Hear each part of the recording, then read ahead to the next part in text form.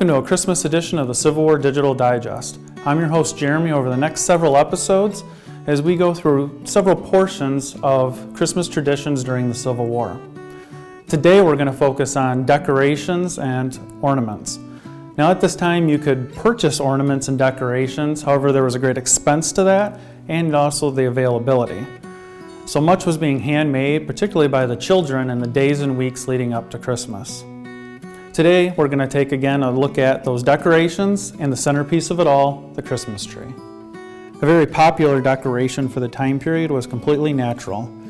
It was using evergreen branches and items such as holly berries and mistletoe, as this would stay green all winter. And families would decorate this along their windowsills, over the top along their fireplace mantles, and around their doors. A popular Christmas decoration is to use holly berries as garland to go around the Christmas tree. Today we understand that holly berries are actually poisonous, and cranberries make a great substitute as they produce much of the same look which we've chosen to do here today. The Christmas tree custom most likely came over with the German Pennsylvania Dutch and spread through the country slowly. Early on there was a focus on tabletop trees. Writings and drawings start to show up in America around 1820. And numerous references start to be found in the 1830s and into the 40s, going from Massachusetts, Virginia, New York, and west of the Mississippi River. It seems where German settlers went, so did the custom of a decorated evergreen tree for Christmas. This began to spread much further and faster when Queen Victoria and Prince Albert in England put up a tree, and a drawing of that was published in a newspaper. A few years later, in 1850, this was published in Godey's in America, and it was altered a little bit to look like an American family. From there, the Christmas tree was nationwide. The first tree in the White House was with President Franklin Pierce in 1856. By 1860, Godey's now publishes a story talking about a full-size tree big enough for all of the family's presents. The process of dressing commenced. From a basket in the corner, Marion drew long strings of bright red holly berries, threaded like beads upon fine cord. These were festooned in graceful garlands from the boughs of the tree, and while Marion was thus employed, Grace and Father arranged the tiny tapers. This was a delicate task. Long pieces of fine wire were passed through the taper at the bottom, and these clasped over the stern of each branch and twisted together underneath. Great care was taken that there should be a clear space above each wick, that nothing might catch fire.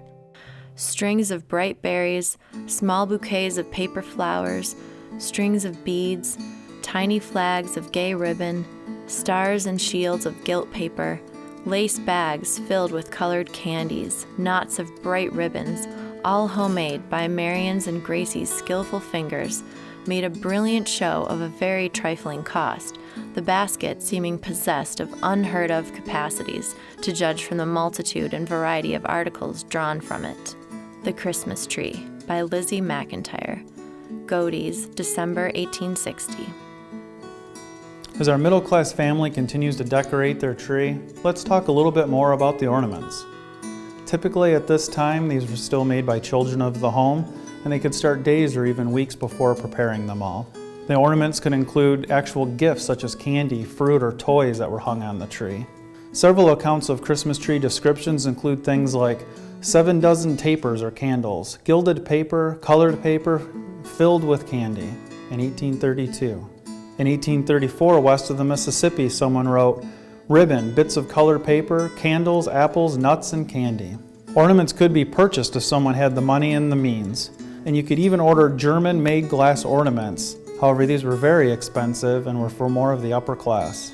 This is just a sampling of what could be going on a family's tree. Like today, each would vary based on wants, likes, and social status. More items can be seen when looking at drawings, prints, and paintings from various publications. In general, you will see in these that the Victorian tree was packed full of a wide range of ornaments. We're pausing a moment just to talk about some safety.